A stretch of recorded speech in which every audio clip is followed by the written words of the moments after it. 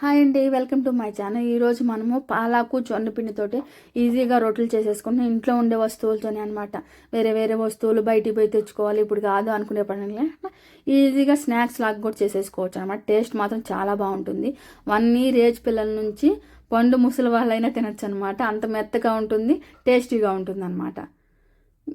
చూడండి, ఇక్కడ నేను ఒక గిన్నె తీసేసుకొని 1 కప్పు పాలాకు తీసుకుంటున్నాను. అంటే 1 కట్ట అనమాట. 1 కట్ట తీసుకొని బాగా క్లీన్ చేసేసుకొని సన్నగా తరుక్కున్నాను.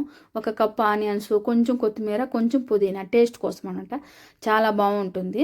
అన్నీ సన్నగా తరుక్కోండి. 1 స్పూను సాల్ట్ వేసుకుంటున్నాను. కొంచెం ఒక 1/2 టేబుల్ స్పూన్ జీలకర్ర, వాము ఒక 1/2 టేబుల్ స్పూన్ వేసుకొని కొంచెం మెత్తగా క్రష్ చేసుకున్నట్టు వేసుకోండి అనమాట. స్మెల్ బాగా వస్తుంది. 1 కప్పు చిన్న కప్పుకి జొన్న రొట్టె తీసుకుంటున్నాను. నేను ఇక్కడ ఒక 2 మెంబర్స్కి సరిపోతుంది అనమాట రొట్టెలు, అందుకనే అనమాట.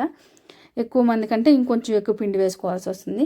అది పాలాకు వేసాం కదా, కొంచెం దాంట్లో చెమ్ము ఉంటుంది కాబట్టి బాగా మిక్స్ చేయాలి దాన్ని. ఫస్ట్ అన్ని స్పైసెస్ అంతా కలిసేటట్టు, తర్వాత మీకు కావాల్సినంత వాటర్ వేసేసుకొని చపాతీ పిండి కలుపుకుంటారు కదా, అలాగే కలుపుకొని కొంచెం లూజ్గా కలుపుకోండి.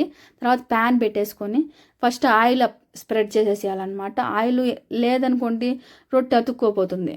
ఆయిల్ బాగా స్ప్రెడ్ చేయాలన్నమాట. తర్వాత చేతిలోకి ఒక చిన్న ముద్దంత పిండి తీసేసుకొని చిన్న చిన్న రొట్టెలుగా వేసేసుకోవాలన్నమాట. చేతిలోనే తట్టేసుకోవచ్చు వడల్లాగా. తర్వాత చుట్టూరు కొంచెం 1 టేబుల్ స్పూన్ ఆయిల్ వేసేసుకొని మూత పెట్టుకొని 2 సైడ్లు గోల్డెన్ కలర్ వచ్చే వరకు ఫ్రై చేసేసుకోవాలి. చూడండి, ఈ విధంగా ఫ్రై చేసుకున్నారంటే సరిపోతుంది.